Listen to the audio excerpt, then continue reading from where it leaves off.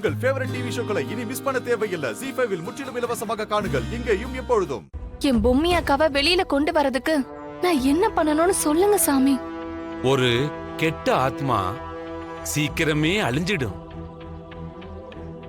ஆனா ஒரு நல்ல ஆத்மாவை அவ்வளவு சீக்கிரமா எப்பேற்பட்ட துஷ்ட சக்தியாலையும் அழிக்க முடியாதுமா.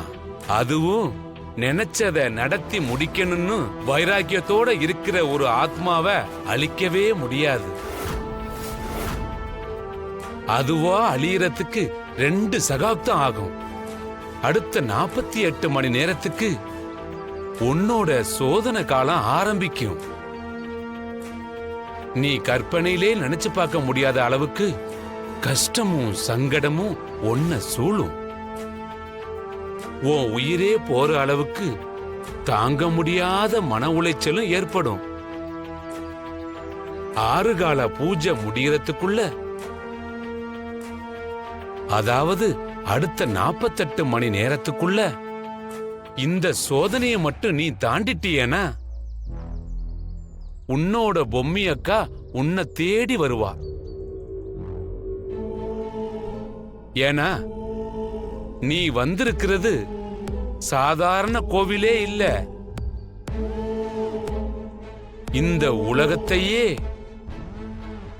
மிகப்பெரிய அழிவிலிருந்து காத்து தடுத்த இடம் இது. இந்த இடமா உலகத்தை பெரிய அழிவிலிருந்து காப்பாத்துச்சு? எப்படி சாமி? துர்வாச மகரிஷியோட சாபத்தால இந்திரலோக பதவியை இழந்தான் இந்திரன். அசுரர்கள் அவனோட ராஜ்யத்தை கைப்பற்றினாங்க. இழந்த பதவியை பெற வேண்டும்னா பார்க்கடலை கடைஞ்சு அமுதம் உண்டு வலம் பெற வேண்டும்னு தேவகுரு பிரகஸ்பதி கூறினாரு. இந்திரன் திருமாலுடைய உதவியோட வாசுகி என்ற பாம்ப கயிறாகவும் மந்திரமலைய மத்தாகவும் கொண்டு தேவர்கள் ஒருபுறமும் அசுரர்கள் ஒருபுறமும் பார்க்கடல ஏகாதசி தினத்துல கடைஞ்சாங்க. வாசுகி பாம்பு வலி தாங்க முடியாம விஷத்தை கக்கிருச்சு.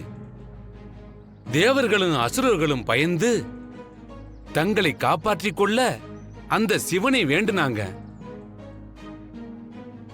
சிவன் தன் நிழலில் தோன்றிய சுந்தரரை அனுப்பி அந்த விஷத்தை திரட்டி எடுத்து வர சொன்னார். சுந்தரர் மொத்த விஷத்தையும் ஒரு நாவல் பழம் போல திரட்டி சிவனிடம் தந்ததால் அப்போது 30 முக்கோடி தேவர்களும் சிவபெருமானே இந்த விஷத்தை வெளியில் வீசினால் அனைத்து ஜீவராசிகளும் அழியும். இந்த இக்கட்டான சூழ்நிலையிலிருந்து எங்களை காத்தருளும் சொல்லி மன்றாடி நின்னாங்க. உடனே சிவன் விஷபகரண மூர்த்தியாகி அந்த கொடிய நஞ்சினை விழுங்கினார். இந்த விஷயத்தை கண்டு பயந்து போன லோகமாதா பார்வதி சிவனை தன் மடியில் கிடத்தி அவரது வாயிலிருந்து விஷத்தை கழுத்தை விட்டு செல்லாதவாறு கையை வைத்து அழுத்தினாங்க. இதனால் சிவன் கழுத்தில் நீல நிறத்தில் விஷம் தங்கியது. அதனால் அவர் திருநீலகண்டர் ஆனார். விஷத்தை தடுத்து அமுதம் கிடைக்க செய்ததால் அம்மன் அமுதாம்பிகை ஆனாள். பிறகு சிவன் பார்வதியுடன் கைலாயம் சென்றார். அப்படி செல்லும் வழியில் இந்த தலத்தில்தான் மன நிம்மதிக்காக இளைப்பாறினார். அதனால இங்க எப்பேற்பட்ட பிரச்சனையோட யாரு வந்தாலும் அவங்க இந்த கோவிலை விட்டு போகும்போது அந்த பிரச்சனை எல்லாவற்றையும் விட்டுவிட்டு மன நிம்மதியாத்தான் போவாங்க. இது இந்த கோவிலோட ஐதீகம். சோதனை காலம் ஆரம்பிக்குதுன்னு சாமி சொல்லிட்டு போனாரு. எனக்கு என்ன ஆனாலும் பரவாயில்ல, ஆனா அதுக்கு முன்னாடி தாடிக்காரனுக்கும் வீட்ல இருக்கிற தாத்தா பாட்டி யாருக்கும் எதுவுமே ஆயிடக்கூடாது. தாடிக்காரனை எழுப்பி விஷயத்த சொன்னா அவனும் பதட்டமாகி இன்னும் நம்மள அதிகமா பதட்டப்படுத்திடுவான். அப்புறம் அவனும் என்னோட கிளம்பி வீட்டுக்கு வரேன்னு சொல்லுவான்.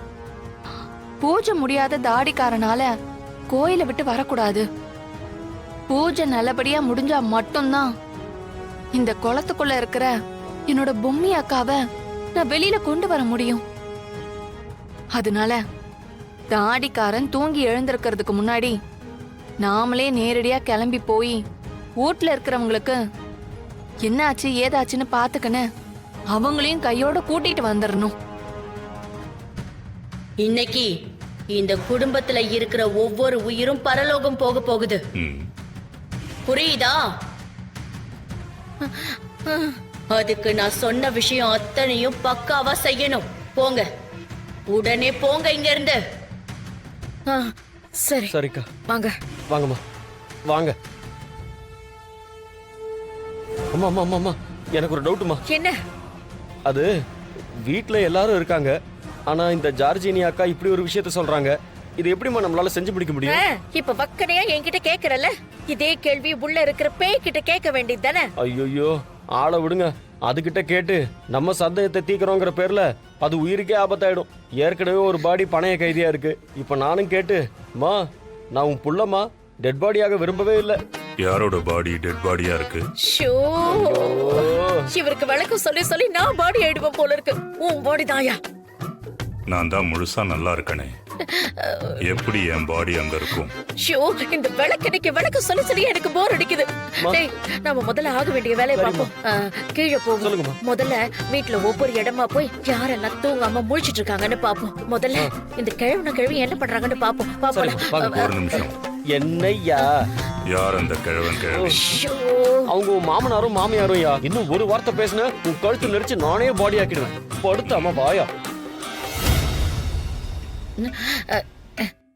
என்னடா இந்த கிழவன கிழவிய ரூம்ல காணோம். சரி, இந்த ரூம்ல வேற யார் இருக்காங்கன்னு பாப்போம். பாருங்க பாருங்க. Excuse me. என்னது? மாமா பிடிங்கம்மா. என்ன அது முட்டாள்தனம்? அடுத்தவங்க ரூமுக்குள்ள போகும்போது கதவை தட்டிட்டு தான் உள்ள போகணும். You see, that is the manners. ஒன்னா கிட்டி மேனஸ். இதுக்கு மேல என்ன கேட்காம ஏதாவது பண்ண கொன்னுடுவேன். வாயை மூடிட்டு பேசாம இருக்கணும். ஷோ. பாத்துமா, மெதுவா பாருங்க.